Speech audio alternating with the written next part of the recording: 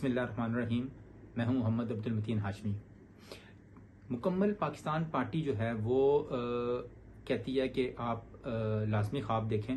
ख्वाब देखने पे कोई पाबंदी नहीं है, लेकिन ख्वाब हमें अपनी जो नस्ल है, अपने जो यूथ है, अपने जो यंगस्टर्स हैं, हमारे जो बच्चे हैं, उनको हमने ख्वाब दिखाने हैं हकीकत में। कैसे? अगर आप रात को सोते हैं तो हमने अपने बच्चों को कहना है कि अगर आपने रात को जो ख्वाब देखना है वो ऐसे कि आप ने अगर चांद पे जाना है तो आपने जो खलाई लिबास है वो पहनना है।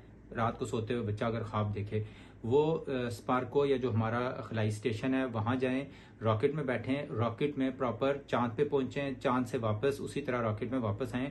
तो ये ख्वाब एक आप हकीकत बनाएंगे। लेकिन वो जो चरखा काट रही थी किसी दौर में बुढ़िया, और वो उस तरह के ख्वाब जो है ना वो हकीकत पे जो मबनी नहीं है, वो हम अपनी कौम को, अपनी नस्ल को नहीं दिखाना चाहते।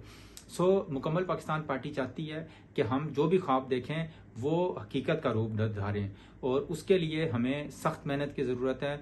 और ख्वाब हम ज़रूर देखेंगे, लेकिन वो वाले जिन पे हम अमल भी कर सकें। पाकिस्तान पाइंदाबाद।